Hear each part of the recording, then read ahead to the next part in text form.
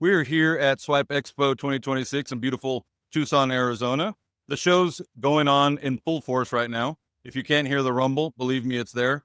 We've been joined by our good friend Lance Jungmeyer, president of the Fresh Produce Association of the Americas, also the organizing event of SWIPE Expo. Thank you for being with us, Lance. Thanks, Ed. So far, I'm sure you've gotten nothing but praise for the event because it's great. It's a great part of the country. There are plenty of folks here that indicate, obviously, that they feel it's important to be here. What's some of the feedback maybe you've gotten during the week? Yeah, thanks, Ed. So this is our third year with an expo format, and it's grown every year. This year, we're probably almost 30% increase in number of attendees. Oh, that's awesome. And the buyers that have come really like it, of course, getting away from the winter storms. It's pretty nice here in Tucson. One thing we're really proud about with the show is we've every year managed to keep a more or less one-to-one exhibitor to buyer ratio. We of course invite in the buyers so we can have a nice networking commercial environment. This year we had 79 buyers and 67 booths, so we even beat that. So next year we're going to shoot for the same sort of tight arrangement, and we feel it's really productive to have that kind of ratio. Really efficient for sure. We had the golf tournament yesterday. I also heard folks taking some day trips earlier in the week to Nogales, closer to some of the facilities perhaps that are importing from Mexico. There will be some trips tomorrow, I believe, as well.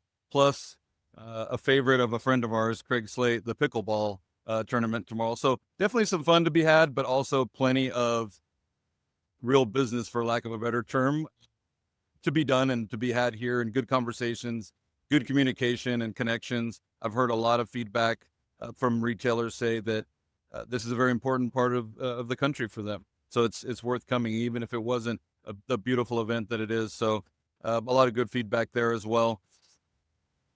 I know that I mentioned that some of our interviews earlier has covered some of the education sessions, some of the more pressing issues, I would say. Aside from, let's say, tariffs, we'll give that one a break because we've talked about it a lot.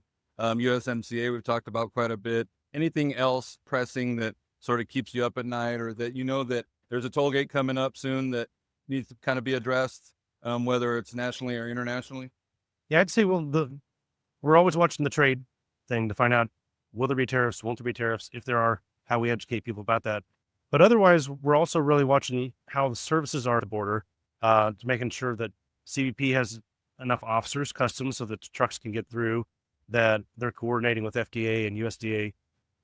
Really, our major mantra at the association is we help you with market access, making sure that you get your produce from Mexico into commerce and distributed to the end consumer.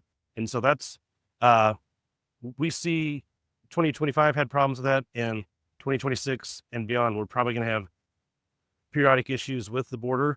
And, it's really important for companies to have a plan and be part of an association like ours, where we're always giving you advice on how to deal with these issues. For those listening that you mentioned inspections, so wait times at the border, obviously time's money, right? Those waits affect inputs primarily from a transportation standpoint. They're very important cost inputs in product, right? Maybe if you could inform or help our audience understand a little bit more about what it looks like from a weight perspective at the border for trucks crossing. Well, it depends on the day and what's going on. And sometimes there's protests on the Mexican side that slow things down. One of the things that we really try to emphasize in this association is we're trying to make sure that customs has the resources they need. We're big proponents of non-intrusive inspections or X-ray scans. And we believe that 100% of loads should be scanned. They don't have the capacity for that right now. But when we go to Congress, when we're talking to our Congress people, we're saying, give us funding so that every load of produce that's coming in could be scanned, every load of anything, whether that's on a truck or a train or anything. And I think the companies in the industry really want to make sure they're following the law and the regulations. And that's one big part of that. Another big thing, mentioned trucks, is we're seeing lately very high prices on trucks, and that may not slow down for a while because there's people have been buying fewer rigs, A lot of immigrants who are drivers are no longer driving. And so we've seen a real tightening of supply on that, and that could persist for a while. So that's another thing that people are dealing with right now. Definitely a concern. One of the education sessions this morning was on AI. Um, Autonomous trucks, autonomous drivers, or driverless trucks. That's probably a conversation for another day. I think we still got a ways to go on that, at least for solving the need. I know that in our day-to-day business, we hear a lot about truck availability, load to driver ratio. There's it's not going to be a problem. It is a problem. It's not coming from that background growing up, family business. It's something that folks don't just get into anymore. They're businesses that the access to entry or has significant barriers to entry, particularly for produce, because there's a lot of owner operators moving produce versus larger fleet companies. So definitely something to be concerned about.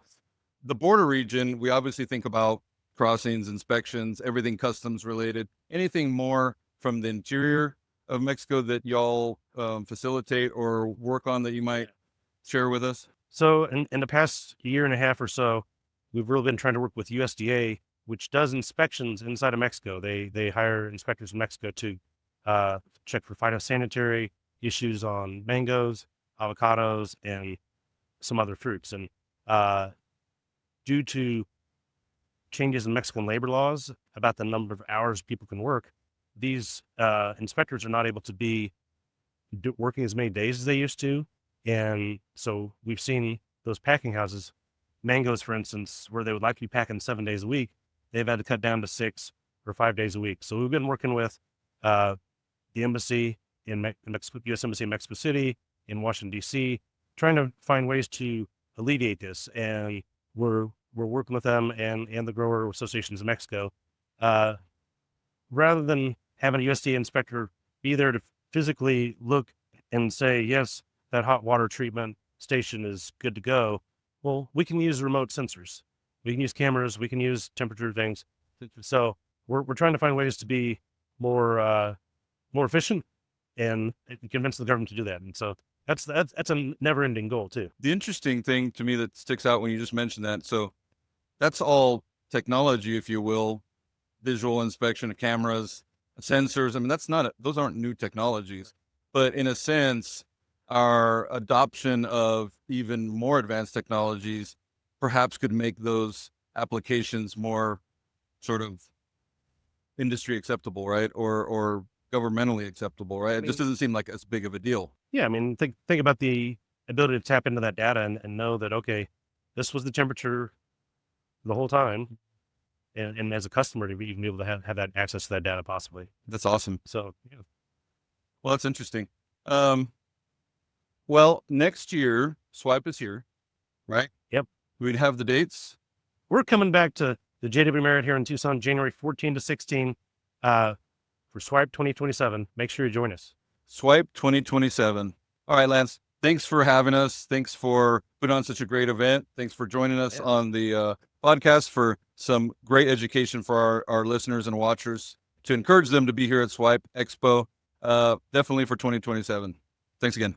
Thanks, Ed. Appreciate all you do. Appreciate you.